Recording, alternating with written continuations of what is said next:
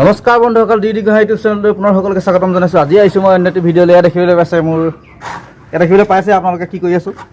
ইয়াত দেখিবলৈ পাইছে আজি প্লাষ্টাৰৰ কাম কৰি আছোঁ। বহুত দিন হ'ল ভিডিঅ' বনোৱা নাছিলোঁ, তো আজি চাবলৈ পাইছে প্লাষ্টাৰৰ কাম। অলৰেডি আমাৰ বিল্ডিংটো প্লাষ্টাৰ হৈ গৈছে, অলপমান বাকী আছেগৈ আৰু। তো চাৰিওফালে আপোনালোকক দেখুৱাম, বলক তেন্তে ভিডিঅ'টো আৰম্ভ কৰোঁ।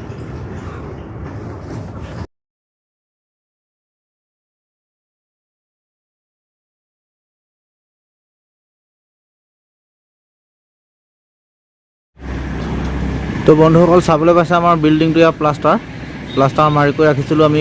বৰষুণ আহি গ'ল, বৰষুণ আহি যোৱাৰ ফলত এনেদৰে আমি ত্ৰিপাল দি ঢাকি দিছোঁ। ইয়াত চাবলৈ পাইছে ফ্ৰণ্টৰ ডিজাইনটো, বেছি ডিজাইন দিয়া নাই আৰু এনেকৈ চিম্পুল কৰা হৈছে, অলপমান ৰাউণ্ড কৰি দিয়া হৈছে। আৰু সেয়া ওপৰলৈ দেখিবলৈ পাইছে আপোনালোকে ৰথসমূহ ওলাই আছে। ইয়াতে এখন ডাউন এখন ছানচেট দিব লাগিব, যাতে পানী বৰষুণৰ এচাকনি যাতে নোসোমায়। তো বেক চাইডলৈ আমি কেনেদৰে খিৰিকীৰ ওপৰত ডিজাইন কৰা আছে সেয়াৰ সবিশেষ দেখুৱাম। বলক তেন্তে বেক চাইডলৈ যাওঁ অলপ। ইয়াত চাবলৈ পাইছে তলৰ ভাগটো, ইয়াতে এতিয়ালৈকে কাম হোৱা নাই।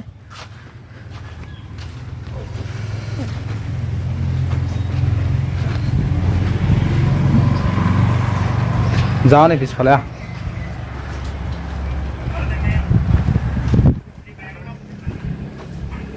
ইয়াতে এখন গেট আছে বেক চাইডলৈ যাবলৈ, আৰু এখন সেইফালে ৰাস্তাৰ ফালে সন্মুখত এখন আছে।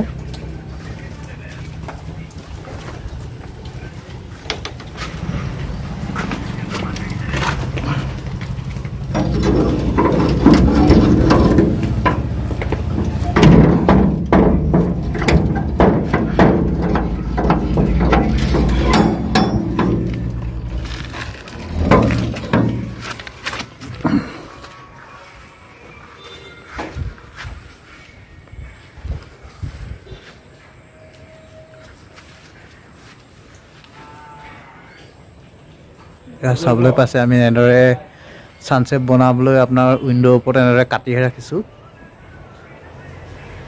ইয়াত দেখিবলৈ পাইছে, আৰু সেই ওপৰৰ ফালে আপোনাৰ ছানচেটৰ তাত আমি টাইলছ লগাম বুলি ভাবিছোঁ। পিছত দেখুৱাম আপোনালোকক কেনেদৰে লগাওঁ।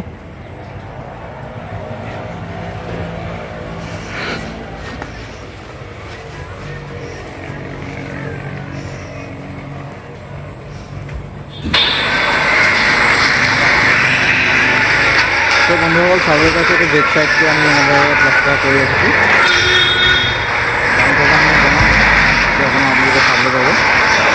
আৰু এইটো বিল্ডিঙৰ ফাউণ্ডেশ্যন কৰি ৰাখিছোঁ, সেইটোও সবিশেষ দেখুৱাম। বলক তেন্তে এই ভিডিঅ'টো ভালকৈ দেখুৱাই লওঁ।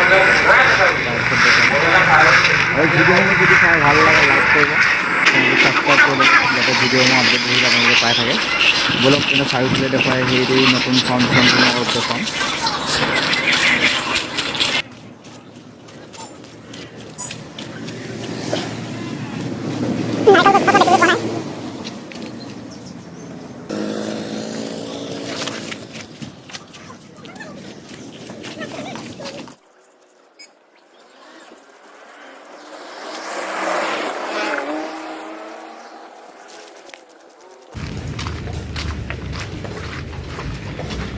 তো এইফালে চাবলৈ পাইছে বন্ধুসকল, ইয়াতো এটি বিল্ডিং বনাই ৰাখিছিলোঁ, মই ফাউণ্ডেশ্যন কৰি ৰাখিছিলোঁ।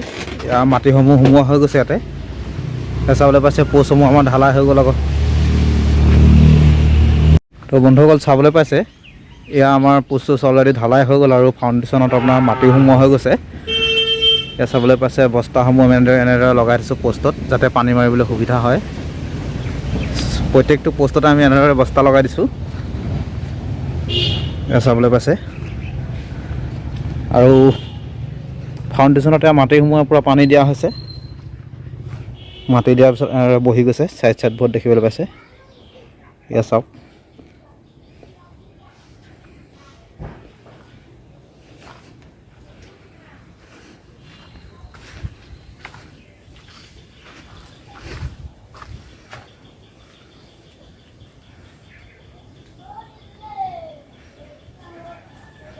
আৰু প'ষ্টসমূহ ঢলাৰ ভিডিঅ' আপোনালোকক আগত দিছিলোঁৱেই। যিসকলে পোৱা নাই আগৰ ভিডিঅ'সমূহ, চেনেলটো ছাবস্ক্ৰাইব কৰি ল'ব আৰু বেল আইকনটো বজাই ল'ব। তো পাই থাকিব আপোনালোকে আগৰ ভিডিঅ'সমূহ পাব।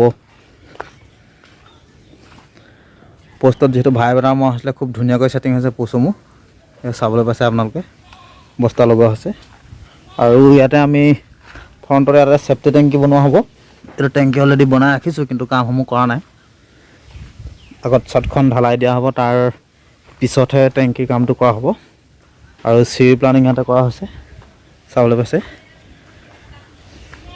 এয়া চাওক